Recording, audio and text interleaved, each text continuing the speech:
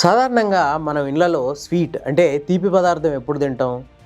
ఏదైనా పండగ వచ్చినప్పుడు, ఏదైనా స్పెషల్ ఇష్యూ ఉన్నప్పుడో, లేదంటే తినాలనిపిస్తే వారానికోసారో, 15 రోజులకోసారో, నెలకోసారో చేసుకొని తింటాం. కానీ హైదరాబాద్లో 7% ఆఫ్ పీపుల్ డైలీ స్వీట్ తింటున్నారంట. 24% మంది 2 రోజులకోసారి తింటున్నారంట.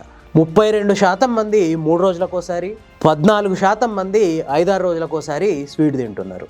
లోకల్ సర్కిల్స్ అనే ఒక ఆర్గనైజేషన్ చేసిన సర్వేలా ఈ ముచ్చట తెలిసింది. వీళ్ళు ఆల్మోస్ట్ హైదరాబాద్ వ్యాప్తంగా 15,000 శాంపిల్స్ కలెక్ట్ చేసి ఈ సర్వే రిపోర్ట్ ఇచ్చారు.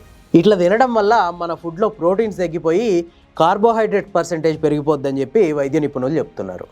అంతేకాదు స్వీట్ తిన్నాక మన మైండ్లో ఒక హ్యాపీ హార్మోన్ రిలీజ్ అవుద్ది. దీనివల్ల డైలీ ఆ స్వీట్ తినాలనే కోరిక మనలో పెరిగిపోద్ది. ఇది ఒబెసిటీకి దారితీస్తుంది.